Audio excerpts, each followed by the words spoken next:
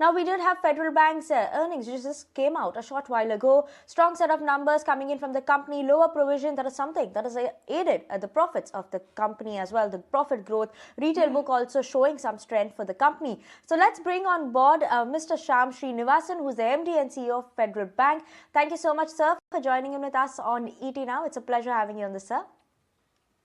Good afternoon. Sir, so, Mr. Srinivasan, I'm going to start. Good afternoon, sir. And I'm going to start by talking about, the quarter gone by. Now, you are seeing your advances have actually grown quite well, over 4.5% growth that I'm seeing coming in sequentially, 12% on a year-on-year basis. So, could you start by giving us an understanding of where you're seeing the most traction coming in? A breakdown, if you could give us more in details. Thank you. Yeah, Q3 has been a very good quarter, fairly diversified and all round, I would say. We haven't seen any one particular area outshine and the rest trail. It's been something that's fairly broad-based, which is an encouraging sign. That said, there are some businesses that are driven by the economic activity and our share gain. Our corporate business has come back quite strongly this quarter. Retail, which has been sort of trending well, has picked up, gathered steam in sort of keeping pace with the developments in the economy. But I think the overall numbers, as you see, not only credit growth, the quality of the book has been remarkable. Our credit quality is normally in the top quartile, and our credit costs have been well managed across lengths of time because of disciplined lending. You see that all playing through in Q3. Q3, we recorded our best ever net profit. Our ROA crossed 1%, and we had the highest ever crossing, say, the 500 crore per quarter mark in net profits. I think a fairly well-rounded, broad-based, sort of on target kind of performance is how I would categorize the quarter that went by.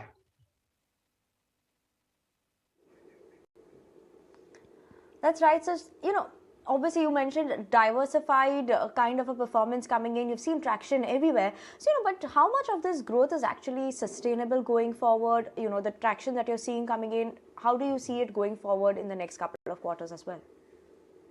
I think generally our performance has been ahead of whatever the industry growth is by a multiple. So as we saw economy picking up in Q3, our share gain was more amplified and we saw good pickup. So there, like I said, because there's no one-off that has bolstered performance, it's an organic, structural, every part of the business growing. I see that repeating itself in Q4 and beyond. As long as the wave 3 impact is fairly moderate, I do believe that the sort of green shoots that we're seeing in the economy should play through. And if it does, and it will, we will see our share gain even more pronounced.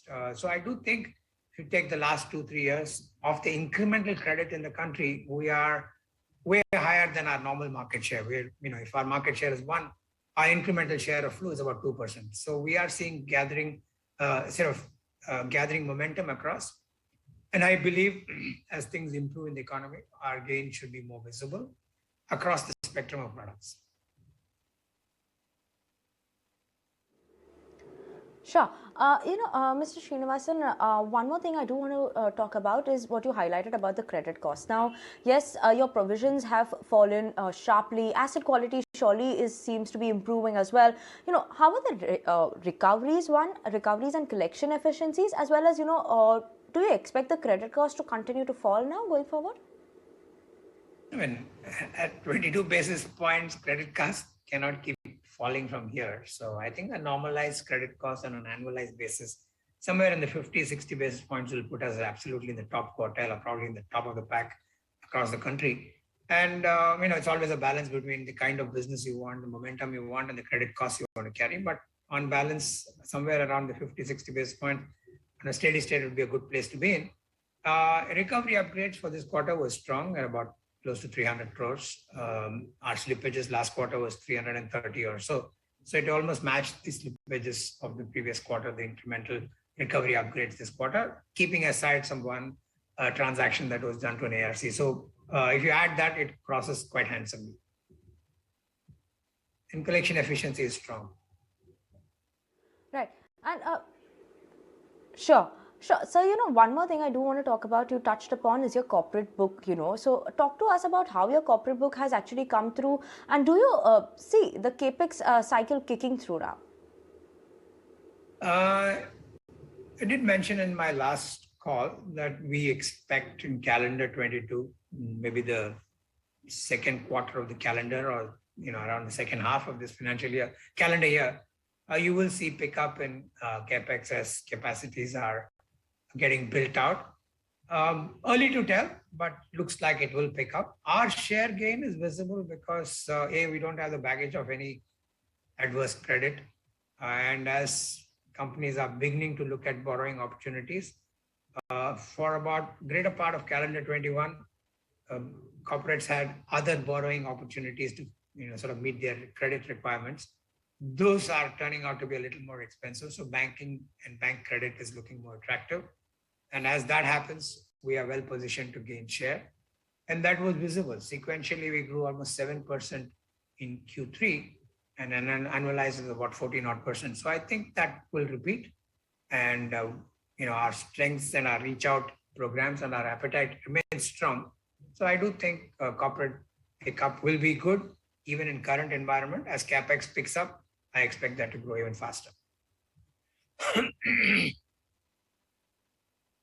Right, sir. And sir, lastly, I do want to talk about the NIMs. Now, NIMs have surely gone up marginally. Profitability is also up sharply. Given that we are seeing an increasing interest rate environment, what is your target for the NIMs for you? And how will it play out over the next few quarters? When do you see it stabilizing now? No, we've been guiding constantly that our NIMs will be in the range of about 3.2 to 3.3% or so. We are nudging that 3.3, we're about 3.27. So I do see room for improvement of about another 5 odd basis points. NIMs is never one dimensional. It's got many dimensions to it. It's a mix of the book, it's the frequency of credit growth, and the quantum of credit growth, and above all, the kind of reversals and slippages that happen. If you manage all these elements well and keep your credit well under control, I think NIM expansion is possible. As we've demonstrated, we moved up from 3 to 3.27. And I do think there is some scope for improvement as we go into the next few quarters. And typically, in a rising interest rate scenario, NIMs tend to expand for banks.